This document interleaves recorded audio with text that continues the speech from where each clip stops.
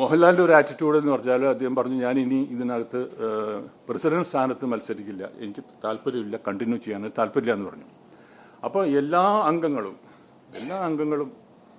എഴുന്നേറ്റ് നിന്നുകൊണ്ട് പറ്റില്ല, ലാലേട്ടൻ തന്നെ വേണം എന്ന് പറഞ്ഞു. പക്ഷേ ലാല് വളരെ എഡമൻ്റായിട്ട് പറഞ്ഞു ഒരു കാരണവശാലും എനിക്ക് പറ്റില്ല എന്ന് പറഞ്ഞിരുന്നു. പക്ഷേ ഞാനവിടെ ഉണ്ടായിരുന്നു. അപ്പം എനിക്ക് തോന്നിയെന്ന് വെച്ചാൽ ലാല് ഇത്രയും വലിയ ഒരു പ്രതിസന്ധി ഘട്ടത്തിൽ ലാല് ഇങ്ങനെ വിട്ടുപോകാൻ ഒരുപാട് കാരണങ്ങളുണ്ടാവാം. പക്ഷേ അടുത്ത ഇലക്ഷനിൽ ഈ അഡ്ഹോക് കമ്മിറ്റി മാറ്റി നിർത്തിക്കൊണ്ട് അടുത്ത ആവശ്യമുള്ള ആ കമ്മിറ്റിയുടെ ഇലക്ഷൻ പ്രോസസ്സ് നടക്കുമ്പോൾ എൻ്റെ ഒരു പ്രതീക്ഷയായിരുന്നു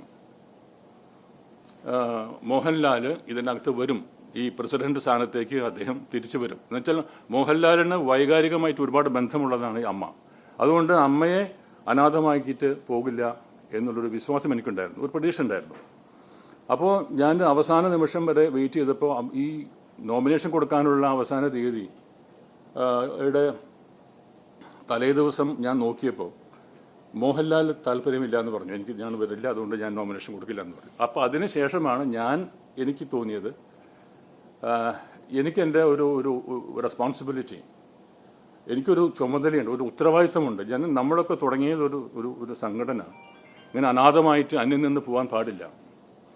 അപ്പോൾ എനിക്ക് തോന്നി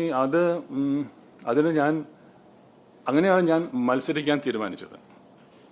2-3 ദിവസത്തിനുള്ളിൽ ഒരുപാട് ആർട്ടിസ്റ്റുകൾ പരാതികളും പ്രതികരണങ്ങളും അടിപിടിയും ഒക്കെ ആയിട്ട് അങ്ങനെ വന്നിരിക്കുന്നു. അപ്പോൾ ഞാനിത് നോക്കുമ്പോൾ ഇതിനെപ്പറ്റി വളരെ ശ്രദ്ധാപൂർവം ഇതിനെപ്പറ്റി അനലൈസ് ചെയ്യുമ്പോൾ എനിക്ക് കിട്ടിയതെന്ന് വെച്ചാൽ ഇതൊക്കെ വെറുതെ ഒരു ചെറിയ കാരണങ്ങളാണ്. അത് അമ്മയുടെ എന്തിന് കോൺസ്റ്റിറ്റ്യൂഷനോ എതിരായിട്ടോ അമ്മയ്ക്കെതിരായിട്ടോ അല്ല. ഇത് is A conflict between 2 personalities, അല്ലാതെ അമ്മയായിട്ടൊരു ബന്ധമല്ല ഇതിനകത്ത്. പക്ഷേ ഇതിൻ്റെ ഒരു ഔട്ട്കം, ഒരു ഇമ്പാക്റ്റ് വരുന്നത് മുഴുവൻ അമ്മ എന്ന സംഘടനയിലാണ്.